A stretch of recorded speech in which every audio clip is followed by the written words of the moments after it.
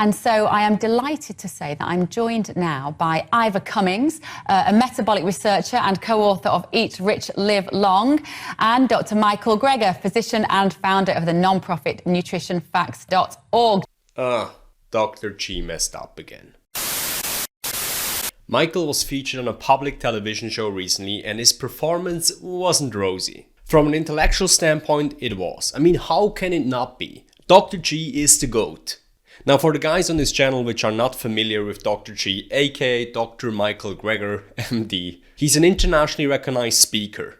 He's the founder of the one and only non-profit, non-governmental nutrition site, nutritionfacts.org. He's one of the godfathers of lifestyle medicine.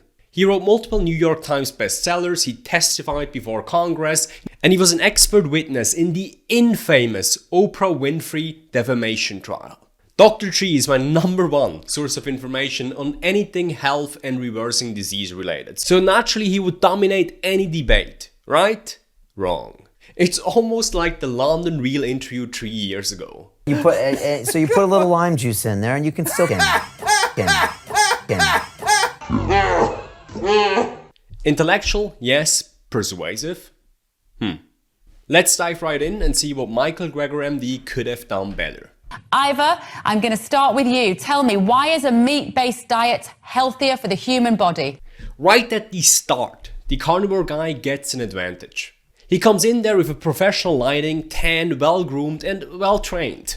While Dr. Michael Greger looks like he's doing the video from his mom's basement. And he hasn't seen a beach in years. Which is okay. I mean, Dr. G is hard at work reading science papers. While the other guy probably is busy posing around in baby oil. But the problem here is that for the general audience, your appearance matters. And for the vast majority of the population, a tan and some amount of muscle are a good sign of health. Not cholesterol, triglycerides or C-reactive protein in the right range. Although that is indeed a better indicator of health than tan or muscles. So first lesson of this video is perception and reality. And often there's a great wall of China between these two things. Objective real health is found in a blood test. But the perception of health is often looked for in appearances like a tan or muscle. Now, while some muscles can be and are healthy, a tan, for example, is the opposite of health because it always goes along with DNA damage. Yet here's the thing, reality doesn't matter when persuading others, perception does. So your task as, let's say, a vegan trying to convince others, persuade others to become vegan is to meet them where they're at. Not where you were at or where you would like them to be. And they want to learn from people who have the perception of health. So it's your job to display the perception of health. So this is the first time Michael Greger messed up. Preparation. Less studies, more gym. I'm not joking here. I would like this to be different, but Michael could convince thousands of people more if he would see the beach regularly and get in exceptional physical shape. I mean, the moderator even verbalized it here. Ivor, you might look good, but inside your heart is not doing so well as a burgerholic. So yes, it's stupid. Things shouldn't work that way, but things kind of work that way. So moving on. Second lesson of this video is I told you so. During the talk of this video, being confronted with so much continuous incompetence, Michael Greger started to lose his control. Once it is his turn, he started attacking the carnivore dude quite directly. Brendan, I feel like I'm talking to a flat earther here, but it's even worse than that. I mean, if you want to go around talking about like lizard people or something, you can just get dismissed as a crank. But what you're spewing could actually hurt people, could kill people. Now for Michael Greger, which is balls deep into the science, this statement makes sense. The carnivore guy is so far off base that to Michael Greger he seems like a flat earther. But to the general average Joe who never read a study in his or her lifetime, that statement sounds like Michael has just lost his mind. The lesson here is that the sentence of "I told you so" is a sentence you have to avoid at all cost. Yes, Michael Greger, kind of attacking this dude, said something truthful here, but the hard thing here is it will not change the average Joe's behavior. Yes, in a decade, Michael Greger might be able to tell them, "I told you so," but this is not effective persuasion.